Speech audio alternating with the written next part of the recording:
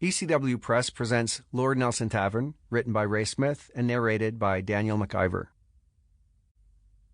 1. Two Loves. Everyone was in love with Francesca.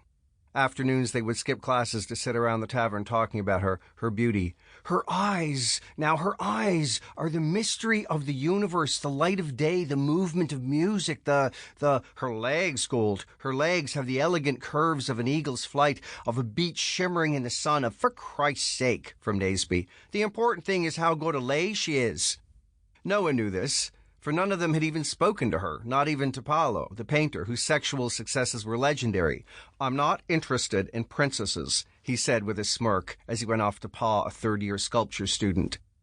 They tried gathering information about her name, what classes she was in, then, amazingly, her faculty. Science! For God's sake, incredible! A fucking physics major! What a fucking waste! Gloom. They had no openings. Gould and Paleolog were in English, Naseby in philosophy, something few of them remembered in later years, Grilse in economics, DePaulo in the art school a few blocks away.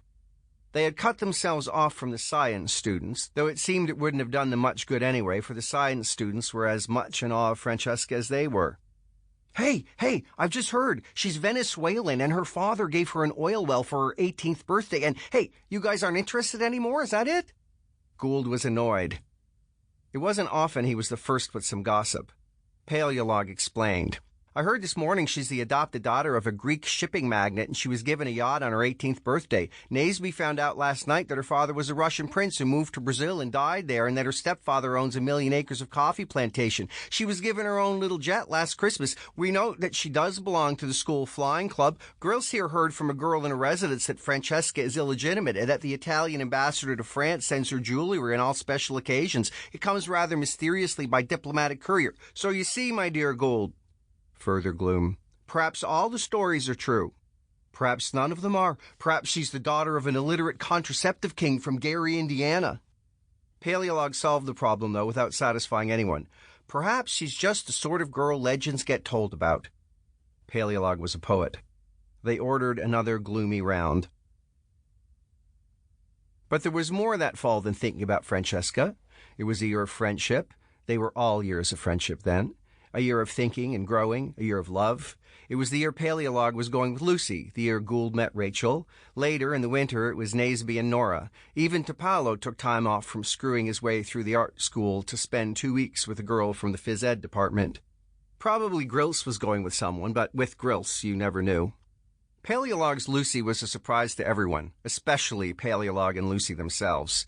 She was a delightful girl, light and airy, blonde and blue-eyed, thin, the ethereal thinness of the tuberculoid or the chronically undernourished. She was a typist and had come from a little place 40 miles away.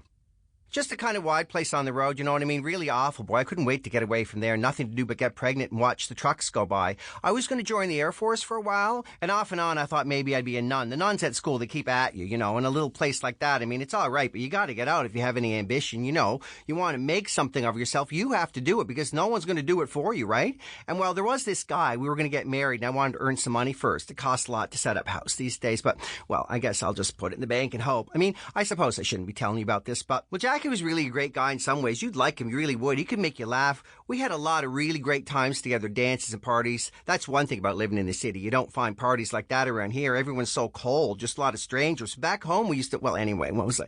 Oh, yeah. I was going to tell you about Jackie. This will really kill you. See, we're at a party at my friend Joyce's. Joyce used to have really great parties. Everyone always had a great time. And there was this girl, Pego. That's what we used to call her till she was about 14. Then we started calling her Pigo for the obvious reasons. You know what I mean?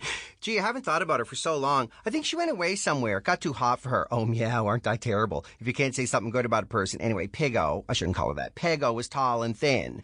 And she wasn't what you call good looking or anything, but she had these legs. She was really proud of them. Always wore the shortest skirts around. Anyway, that night she was sort of playing around with these two guys, playing one off against the other, and they were getting sort of teed off with her. I mean, you do that sort of thing, and after a while people get kind of tired of you, right? So these guys got together in the kitchen and sort of talked it over and decided nuts to Pego. They'd take a bottle and go for a ride and get drunk together, and that would show her. And it sure did. Boy, was her nose ever out of joint. She was fit to be tied and started insulting everyone, even poor Joyce, which is really bad manners if you ask me.